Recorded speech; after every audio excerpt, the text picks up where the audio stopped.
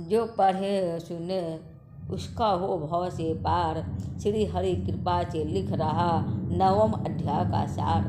राजा पृथ्वी ने कहा, हे मुनिश्रेष्ठ नारद जी, आपने कार्तिक माह के व्रत में जो तुलसी की जड़ में भगवान विष्णु का निवास बताया है, उस स्थान की मिट्टी की पूजा करना बतलाया है। अतः मैं श्री तुलसी जी की महात्म को सुनना चाहता हूँ।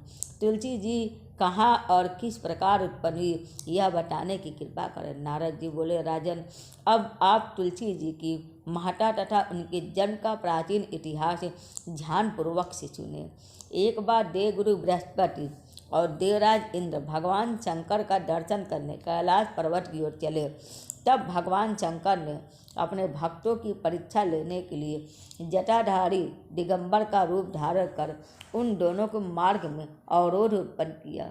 यद्यपि वह तेजस्वी, शांत, लंबी भुजा और चौड़ी छाती वाले गौरवर अपने विशाल नेत्रों से युक्त तथा सिर पर जटा धारण किए हुए बैठे थे, तथापि उन भगवान शंकर को न पहचानकर इंद्र ने उनसे उनका नाम व धाम आदि पूछते हुए कहा कि क्या भगवान शंकर अपने स्थान पर हैं या कहीं गए हुए हैं।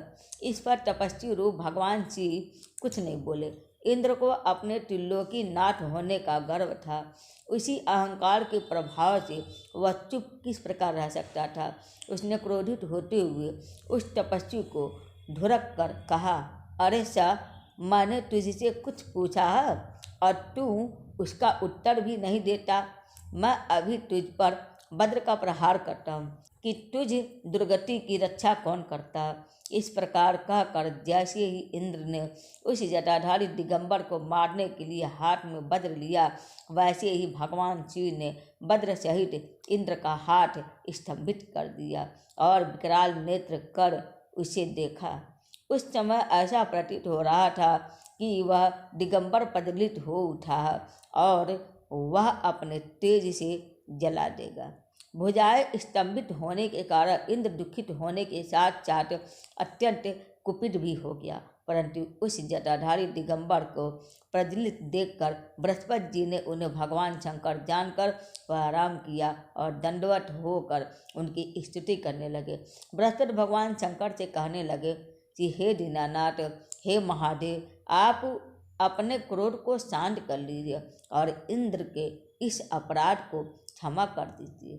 बृहस्पति के यह वचन सुनकर भगवान शंकर ने गंभीर वाणी में कहा, मैं अपने नेत्रों से निकले हुए क्रोध को किस प्रकार से रोकूं। तब बृहस्पति ने कहा, भगवान, आप अपना भक्त वत्सल नाम सार्थक करते हुए अपने भक्तों पर दया कीजिए। आप अपने इस तेज को अन्यत्र स्थापित कीजिए और इंद्र का उद्धार कीजिए। तब भगवान शंकर गुरु बृहस्पति से बोले, मैं तुम्हारी स्तुति से अत्यंत प्रसन्न हूँ। तुमने इंद्र को जीवन दान दिलवाया है।